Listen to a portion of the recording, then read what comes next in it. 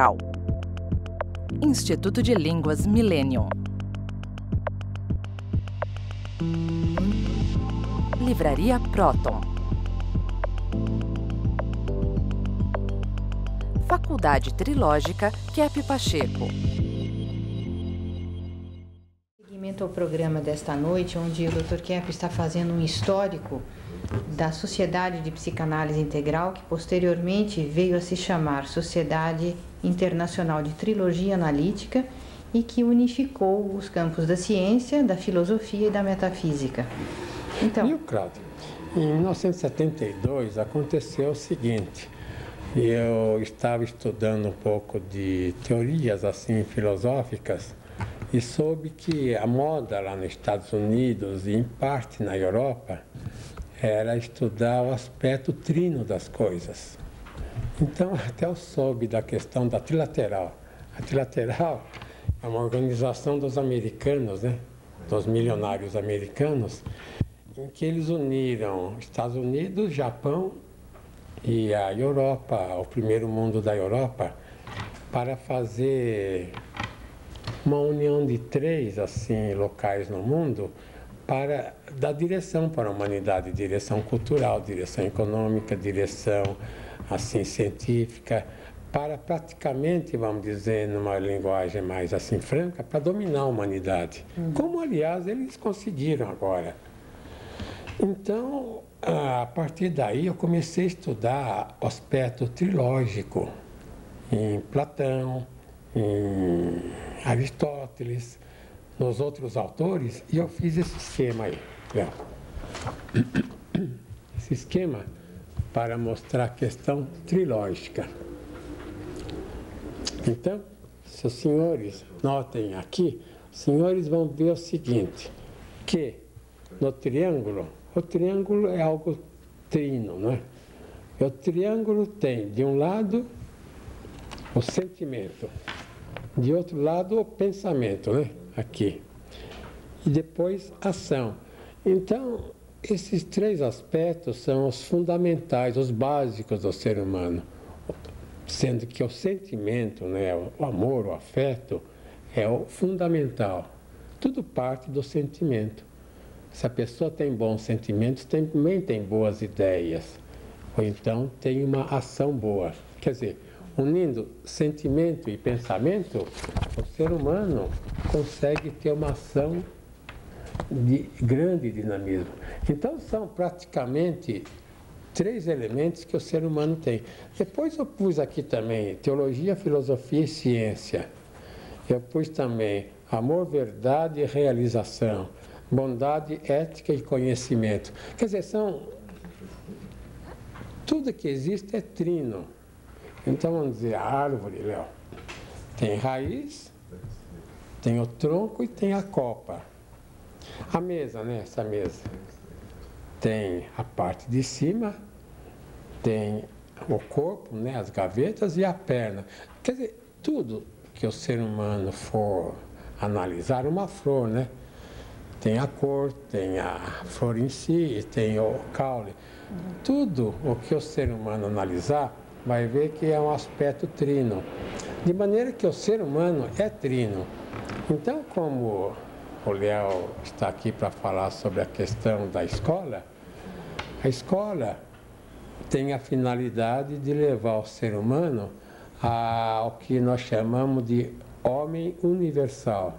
Quer dizer, não de tornar o homem universal, né, Léo? Mas de recuperar o universal que existe no homem. Eu gostaria de introduzir o Léo aos telespectadores. Léo Lima, ele é professor da Escola Millennium de idiomas e de cursos, não é, aplicados da trilogia analítica. Isso. E o senhor também trabalhou em Londres durante muitos anos como analista, aplicando o método da psicanálise integral, não foi, Léo? Foi na própria Sociedade de Psicanálise Integral que nós tivemos em Londres durante 9 anos, né? Eu estive lá durante 7 anos. O senhor tratou de vários doentes lá, inclusive no Brasil fala AIDS. AIDS teve. E recuperaram, né? Foi recuperado. O interesse dos ingleses na trilogia era imenso, né? Essa visão que o senhor dá da trilogia, dessa unificação universalização que, como o senhor explica, o ser humano já tem, mas que a gente se dividiu, né? Por exemplo, a ciência é separada da religião, a religião é separada da filosofia, e as pessoas não se enquadram mais nessas três áreas, né? Por exemplo, uma pessoa que é religiosa sente falta de uma explicação que a ciência dá, e é da filosofia, que a filosofia dá. Quem fica só na filosofia sente falta de uma espiritualidade. Então, o mundo assim está muito insatisfeito nesses campos isoladamente. Em Londres e em qualquer país, né, a gente vê que essa visão que o senhor dá, assim, trina, qualquer assunto é discutido sob esses três aspectos. Então, agora, outra coisa, Léo. Lá em Londres, o senhor falou com vários lá lords, né? Lords, lá, deputados. Inclusive, o senhor levou dados nossos sobre a questão de economia.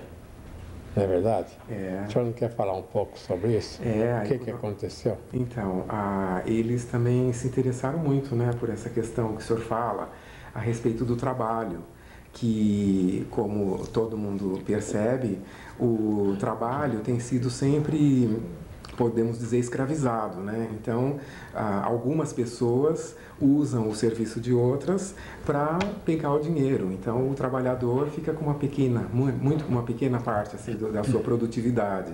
Lembra então, lá o Labour Party?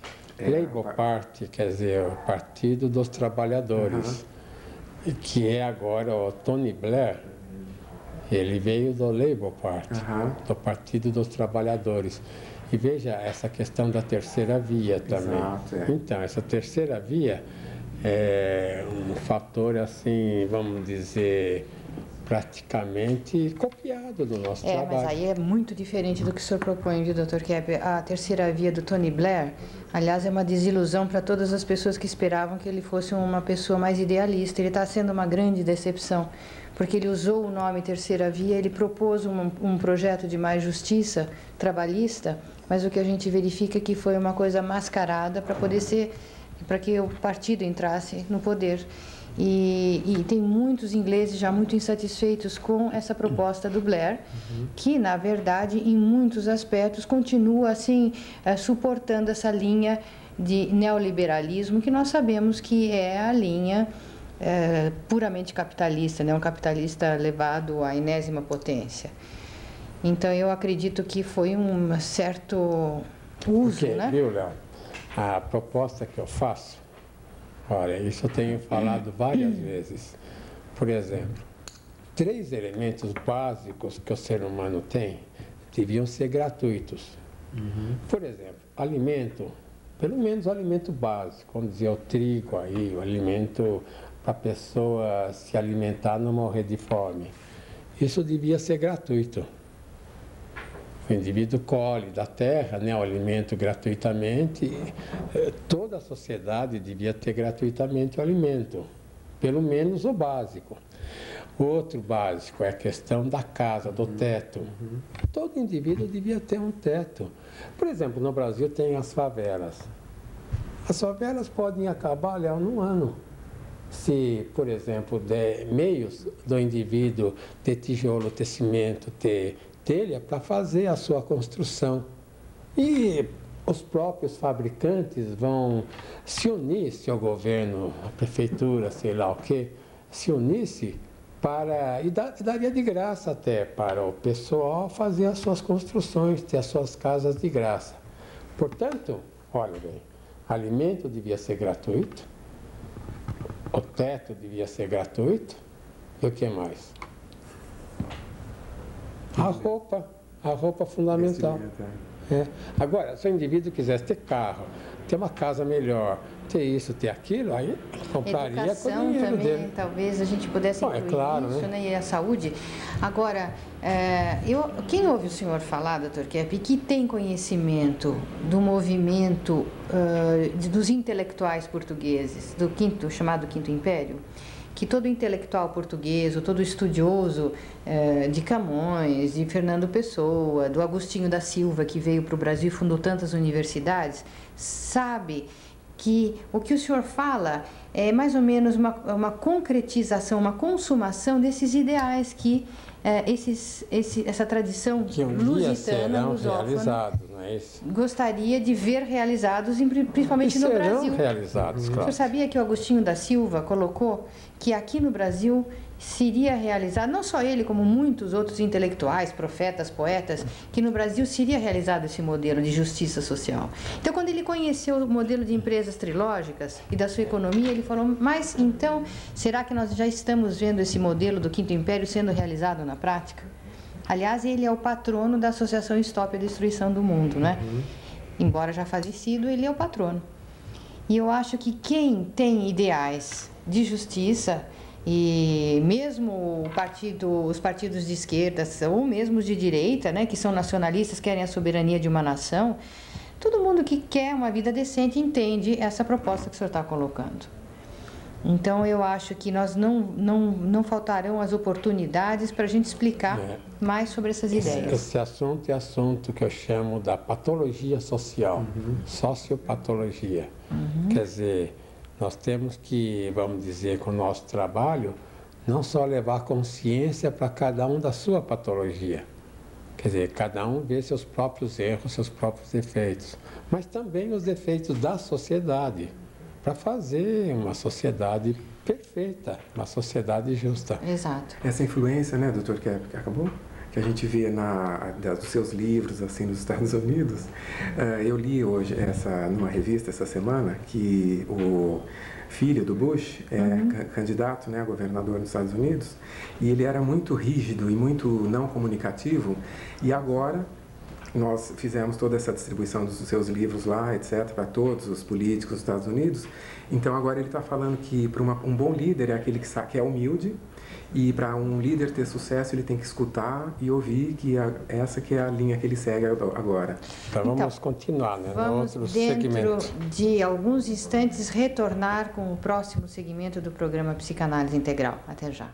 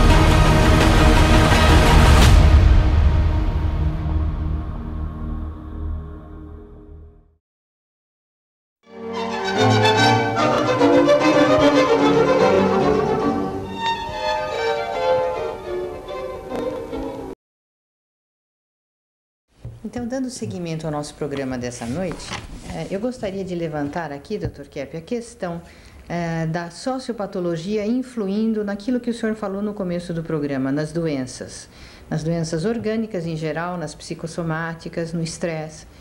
Então, o que a gente verifica é que precisou haver uma junção das suas descobertas no campo da psicopatologia individual e da sociopatologia, dos problemas sociais. Em alguns livros, o senhor menciona que, no momento, a patologia da sociedade é uma causa muito importante nas tensões e nos problemas dos indivíduos.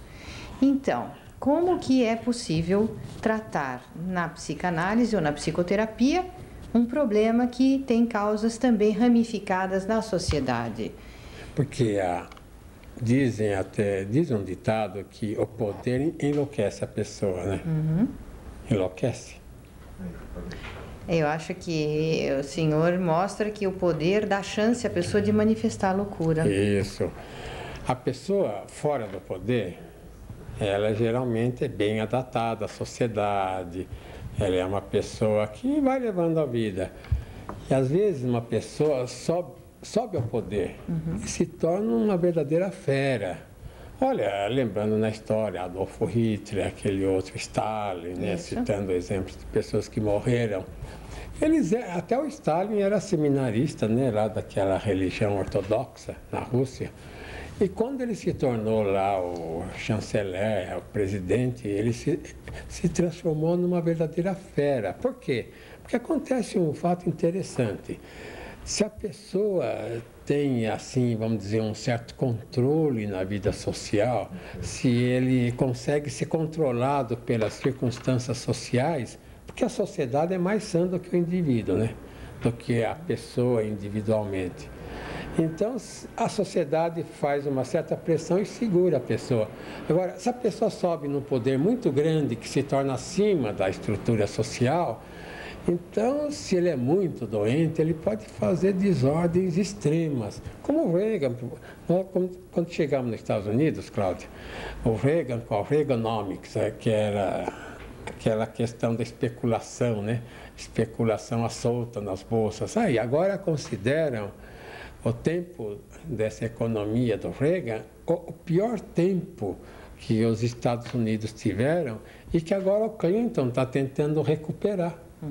Com, vamos dizer, novamente incentivando a indústria, incentivando a agricultura, quer dizer, procurando desenvolver a economia, porque a especulação depende da economia. A especulação é mais nas finanças. Quer dizer, o indivíduo só pode ter dinheiro se ele produz alguma coisa. Ele não pode fazer dinheiro com dinheiro. Então, aí se avoluma um número tão grande de dinheiro que leva o país ao desastre, né? À inflação, com todos esses problemas. Então, isso que eu estou dizendo, que é importante cada pessoa, principalmente a pessoa que vai entrar no poder, ele devia até ser obrigado a fazer análise, claro. Exato. Então, o Platão, né? Ele dizia assim, é terrível, mas o indivíduo, o rei, naquele tempo era monarca, era rei. O rei devia ser um sábio. Se ele não fosse um sábio, não poderia entrar no poder. Então, eu acho que isso vale atualmente. O indivíduo, para entrar no poder, ele tem que ser sábio, ele tem que conhecer, assim, assuntos gerais, um pouco de economia, um pouco de filosofia, um pouco de ciência, um pouco disso, um pouco daquilo, para ele não entrar só no campo e ficar naquilo ali. Aliás, eu ouvi o Friedman dizia que as pessoas mais difíceis de fazerem análise eram justamente os políticos, né? É o famoso psicanalista inglês. Mas a questão da análise individual. Então, na Inglaterra, o senhor atendia pessoas assim, em análise, né? Mas o senhor notava uma mudança na personalidade, uma recuperação? Claro, eles, conforme... Porque lá nós dávamos também palestras públicas e mesmo pessoas que até nem faziam análise, muitas vezes, assim, só nas palestras, em fazer alguma colocação, contar algum problema e recebendo essa interpretação, assim, global, integral, né? Já, além de se aliviar no momento, assim, mudavam de vida. E na análise muito mais. Dizer... Então, e o que era o problema maior que o senhor via lá na Inglaterra entre os clientes? Qual era a patologia mais característica do povo inglês que o senhor notava que se encaixava melhor? Eles têm muito problema de relacionamento, né? Muita dificuldade. Tanto é que eles admiram muito os brasileiros nesse sentido. Vem nos brasileiros a nossa facilidade de comunicação, de relacionamento. Eles são muito fechados e tímidos até, né? Mesmo entre eles. E nos problemas, assim, vamos dizer, internos, parte das emoções, do organismo, quais eram as doenças que ele mais tinha? Bom, eles apresentavam... Por exemplo, hipocondria eles tinham? Mania de doença? Muita. E tanto é que o consumo de remédio é muito alto, né?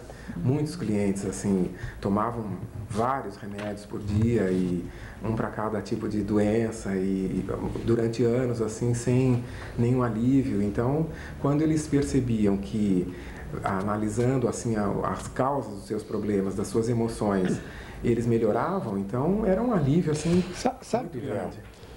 Na Europa, em geral, lá no primeiro mundo, seja Inglaterra, seja Alemanha, seja França, que são os países mais desenvolvidos, eu acho que lá, Suécia, né, lá no norte, eu acho que no primeiro mundo, o que caracteriza o primeiro mundo parece um grande sanatório lá, um grande hospital. o indivíduo do primeiro mundo parece tudo meio assim, neurótico, compreende? Esquisito, você não acha, Cláudia? Então, eu justamente estava ansiando poder revelar isso aos telespectadores brasileiros, né? Que idealizam muito o povo do primeiro mundo, por exemplo, o inglês, né? Parece tão, um sujeito tão seguro de si, tão capaz. E a gente vê que o povo inglês é um povo que sofre tremendamente, muito inseguro, complexado, é um povo pobre. A maior parte do povo inglês é pobre, tirando alguma minoria que tem muito dinheiro. A população em si é pobre, é violenta, tem problemas de droga e de alcoolismo intensamente. Então, é um povo muito sofrido, triste, isolado, hipocôndrico, xenófobo. Cláudia, então, principalmente o inglês é o povo mais violento, hein? Muito agressivo, muito violento. Um americano me falou o seguinte, o Steve, falou, olha, o povo mais violento que tem no mundo não é o alemão, é o inglês. Então, os Estados Unidos foi formado pelo inglês, pelo alemão, pelo escocês, né, principalmente irlandês. Então, a base americana, a civilização americana é agressiva por causa da origem que teve. Então. Agora, então, quero dizer o seguinte, se ele é agressivo, é um povo assim, vamos dizer, paranoico. Isso. E o povo paranoico, aí é a nossa desvantagem. Chega aqui no Brasil e fala, você é brasileiro aí, oh, sim senhor, compreende? Projeta Esse que é o todos problema. os problemas. Essa E o brasileiro morre de medo, abaixa a cabeça, sim, você é meu chefe, você é meu colonizador. Eu acho muito importante que nós possamos trazer para a comunidade brasileira essas noções da ciência. São ciências que estudam a psique dos povos. E nós fizemos descobertas que são de extremo valor. Por exemplo, o povo brasileiro não precisa ter nenhum complexo de inferioridade em relação ao primeiro mundo. Mas sabe, cara, quando eu atendo aqui, né, o cliente brasileiro, eu preciso até ter um certo cuidado para, em geral, assim, levantar, estimular, assim, para dar incentivo para ele. Agora, nos Estados Unidos, Cláudia, na Inglaterra, quando falava assim, olha, você pode ter uma inveja, né, um problema de inveja. Quem? Eu? Nunca! What? Exato. Aquele espanto, aquele choque, como eu, o grande, o perfeito, quem é você aí? Então, mas eu quero dizer que a patologia, vamos dizer, do primeiro mundo é essa. É a arrogância. É o primeiro mundo achar que o terceiro mundo, por exemplo, o Brasil, deve a eles, que o Brasil depende deles. Mas o Itamar, agora, fazendo a moratória lá em Minas Gerais, derruba a Bolsa de Nova York, quem depende de quem? Quer dizer, o primeiro mundo depende do terceiro. É isso que eu quero que o povo brasileiro pense mais nisso, para deixar, assim, de ser tão, vamos dizer, ingênuo em relação ao primeiro mundo. Olha, o primeiro mundo depende de nós, e não a gente do primeiro mundo. Então, Dr. Kepp, eu acho que... Nós somos nós somos psicopatologistas, né? Nós estamos dizendo a patologia dos povos. E eu acho que essa amálgama, né, entre a psicopatologia individual e a social é de extrema importância para vocês todos compreenderem, porque a gente não pode separar. Então, não, isso é um problema social, isso é um problema da economia, não, isso é um problema do indivíduo, isso é um problema do médico, da parte orgânica. O ser humano é um ser humano integral, é um ser humano que sofre com tudo, ou se alegra com tudo. Agora, para ele sarar, ele tem que ver o problema dele. Exato, em primeiro lugar. Não adianta dizer, mas eu sou vítima disso, daquilo. Não, ele é vítima do que ele tem no interior dele. E vendo isso, ele sara. Então, mas sara mesmo, viu? Até, Cláudia, organicamente ele sara, viu? Até de tumores ele sara. Então, porque fortalece a imunologia do organismo. E gostaria de trazer no próximo bloco a dentista Márcia Sgrinelli, que virá falar um pouco mais a respeito dessa cura através da conscientização dos problemas. Até já.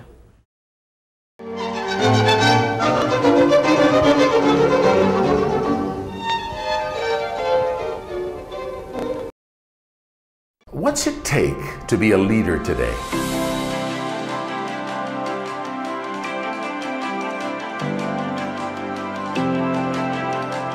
Be a positive leader with ethical values, a leader the world needs. Welcome to Millennium's post-graduation course, the only institute in the world offering post-graduation courses in English with Norberto Keppe's innovative therapeutic method.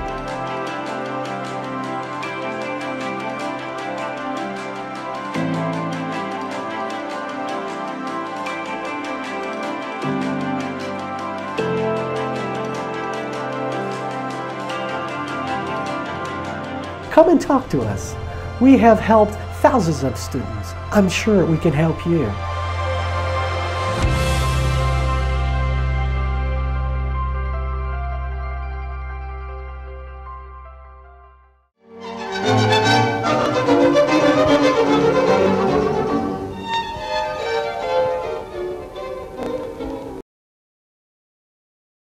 Dando continuidade ao nosso programa dessa noite, onde estamos falando sobre as influências dos problemas psico- e sociopatológicos na saúde das pessoas, eu tenho o prazer de dizer bem-vinda à senhora Márcia Sgrinelli no nosso programa. Boa noite a todos. E a senhora já esteve aqui antes, falando sobre odontologia psicossomática, e gostaria então de ver o que a senhora achou dessa nossa discussão até agora. Então, eu achei que é muito importante que o ouvinte perceba essa questão, que por trás assim de toda a doença sempre tem uma causa psíquica. Então, eu e a doutora Heloísa, nós aplicamos esse trabalho da trilogia analítica desde 82 com os nossos clientes, porque nós vínhamos percebendo que o tratamento dentário assim eficaz. Então, por exemplo, se a pessoa tem muitas cáries, geralmente depois ela voltava com mais cáries. Ou então se tinha doenças na gengiva, mau hálito, ataques constantes. Olha, eu vou fazer uma pergunta para a senhora. A pessoa que tem, por exemplo, cárie nos dentes. Sim. Isso não é sinal também que, tendo essa doença orgânica, tem qualquer coisa na vida psíquica? Então, isso que nós constatamos, que para a pessoa ter mesmo uma recuperação desse problema, precisa sempre ver a causa que está por trás, né, desse problema da cárie. Agora, uma arcada dentária, por exemplo, muito assim, cheio de cáries, isso não revela que a pessoa é muito, assim, vamos dizer, cheia de neurose, de problemas assim? É. Já pensou nisso? Já, e eu percebo isso nos clientes, que tem muitas pessoas assim que têm muita resistência em ver problemas, em lidar, né, com seus problemas. Pessoas assim até que... Toda pessoa tem resistência em ver problema, ninguém quer ver problema. Se a senhora diz, olha, fulano de tal, você está cheio de cáries aí porque é invejosa, ela bate na senhora, não bate? É difícil às vezes da pessoa aceitar, mas muitas pessoas notam essa correlação, né? E aí elas começam a ter uma salivação assim mais equilibrada. Por exemplo, ter assim um sistema imunológico mais equilibrado e ter mais saúde, né, a nível da boca. Então, mas agora a senhora tem que dizer que o ser humano é doente, não é são. Então que na parte dentária aparece a neurose do ser humano. Por exemplo, os dentistas aprendem, vamos dizer, um dente está doendo, então aí tira o nervo. O que acha disso? Então, e muitas vezes não há necessidade. E geralmente não há necessidade. E muitas vezes tira o nervo até quando o dente não estava doendo. Isso também acontece, sabe? Para fazer uma prótese em cima. Então... Outra questão, por exemplo, implantes, né? Implantes é importante. Hoje em dia os dentistas põem muito implantes. O que acha disso? Então, eu acho que a pessoa, a pessoa que aceita o implante, ela não é informada de todos os prejuízos que ela vai ter com o implante. Eu tenho vários clientes que já tinham sofrido implantes, ou eles perderam o implante, ou então deu infecções, inflamações. Então, é algo assim que não é natural e que, às vezes, a pessoa tem até problema gengival, problema ósseo, e eles vão lá e querem colocar um implante e a pessoa tem vários problemas com isso. Então, aí, né, essa ideia errada de que o artificial é melhor do que o natural. Exatamente. Então, é uma ciência errada que a humanidade adquiriu agora, de que o ser humano deve fabricar o artificial para substituir o natural. Outra coisa, Marcinha, e essa questão, nos Estados Unidos, eu tive vários clientes, eles tinham amálgama. Sim. Em quase todos os dentes. Amálgama deve ser aquilo de prata, né? Que o prata dentista com mercúrio. Implanta. Que é para restaurar. E que dura, né? Dura 20 anos. Dura. Então, ela foi num dentista americano, ele falou, não, amálgama faz muito mal à saúde. Tem esses elementos que prejudicam a saúde. Tem que tirar tudo e pôr resina. E eles faziam isso lá. O que a senhora acha disso? Então, essa questão assim de trocar as resinas pelo amálgama é uma questão. Não, de assim, trocar a amálgama pela resina. Não, então, mas por resina no lugar do amálgama, né? Então, é uma questão que é assim mais para lucro, sabe? Eu trabalhei já nos Estados Unidos e essas empresas de resina, elas visitavam os consultórios e falava assim, para pôr um espelho bem grande na frente da pessoa, mostrar que o amálgama era bem feio, era escuro.